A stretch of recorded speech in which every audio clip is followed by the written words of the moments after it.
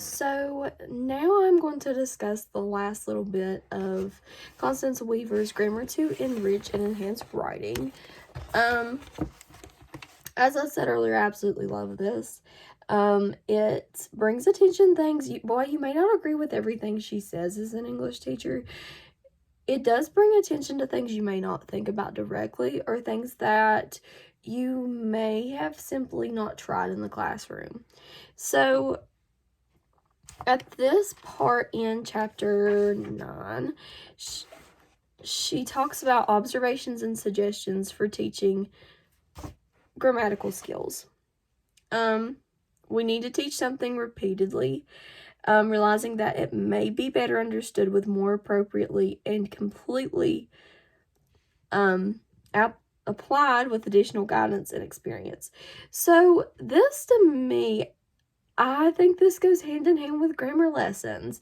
And while she said that grammar lessons by themselves were a waste of instructional time, I think that is the basis of learning it. Repetitive and tedious, absolutely, but that is the basis of learning how to write something of your own. So teaching it repeatedly, can it get too redundant? Yes, but when you're trying to get that concept down, repetition is key. Consistency is key. We need to supply plenty of examples since patterns may be deducted from the examples even in our applications are not well understood. So as I said in video 1, a lot of students will not necessarily know the technical grammatical names. They might not know why a comma goes there. They may not know why, but because they see the examples and they see how it's formulated and how it's created, they're going to do the same thing, or they're going to attempt to do the same thing. We need to applaud new learning, the trying out of new things grammatically, even when the learning is not only partial or the understanding is incomplete. So when I look at what a student writes and I see that they may attempt to have sentences of more complications, or they attempt to have sentences that use subordinating or coordinating conjunctions, and their commas in the wrong place, or they may have run-on sentences but be trying to use words, higher vocabulary words. I believe that, that needs to be applauded, most definitely. And I think we focus too much as teachers on what is exactly wrong instead of the slow progression there sometimes. And that now that I've read that is something that I do need to be more aware when I read my students' writing of, are they attempting to do better than they did on the last paper? Are they attempting to have higher level sentences and higher level vocabulary? Lastly, she says we need to accept, even welcome, the new kinds of errors that come with experimentation and risk-taking. Not downgrading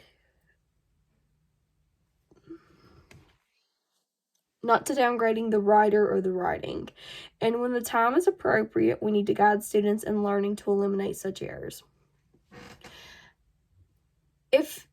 In my opinion, if I'm grading something and I see that the student tries this and they have it grammatically wrong, but an attempt is made to do better than they may have done on the last one, I'm not going to go with my red pen and willy-nilly just mark it wrong and deduct points. May I correct it with my red pen? Absolutely, but it's not going to necessarily come off their grade unless it's just absolutely awful and something that we've repeatedly went over.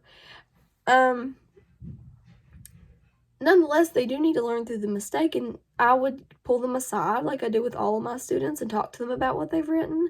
And then also, when you give them their draft back, point that out, and it needs to be explained to them. It doesn't need to just be a bunch of red ink on the paper. Having it explained to them is vital to understanding.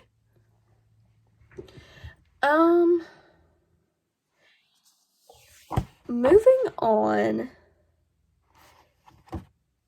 she talks about something that I focused on a good bit in my class, which is ethos, pathos, and logos. Ethos, pathos, and logos, especially for higher level in writing, is exceptionally important to understand. It's 3 basic vocabulary words, the appeals, and being able to spot what type of appeal someone is using when they write, or even when you watch commercials. When I taught this lesson, I showed my students commercials. Why are they trying, or what are they trying to do to get you to buy their product? Are they trying to use an emotional appeal? Are they trying to emotionally manipulate you? Are they appealing to ethics? Are they using someone that is, if it's advertising a sports drink, are they using someone who is a highly regarded athlete? Are they appealing to logic? Are they using statistics? These things, if they know the type of psychological effect that a writer can be trying to have on them, then when it comes to being outsmarted, when it comes to being someone trying to manipulate them, they're more likely to pick up on it.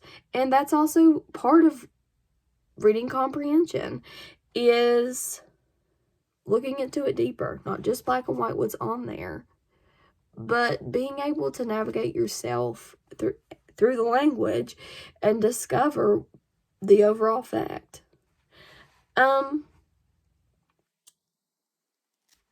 In this as well, she discusses how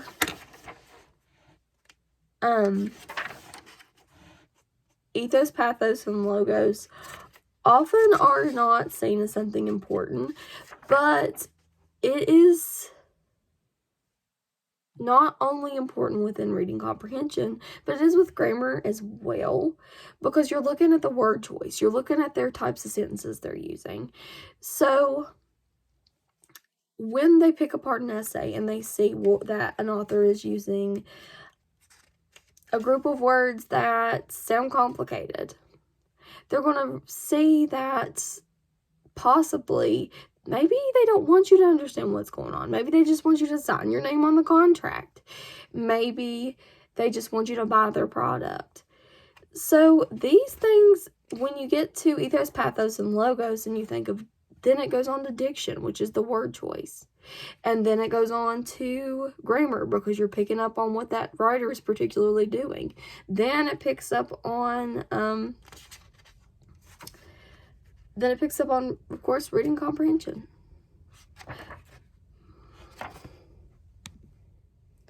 To end her book, she talks about a memorable experience she had by having students create a portfolio. And a lot of it included their opinions on things that they read, and then some of it was just personal experiences. And those narratives from, even, she said, the little class clown, she saw an improvement in how he articulated himself. And he discussed how his grandmother died of cancer. And the class, she put in quotation marks, thug, was able to put it in a way that made many people realize that there was a deeper person there.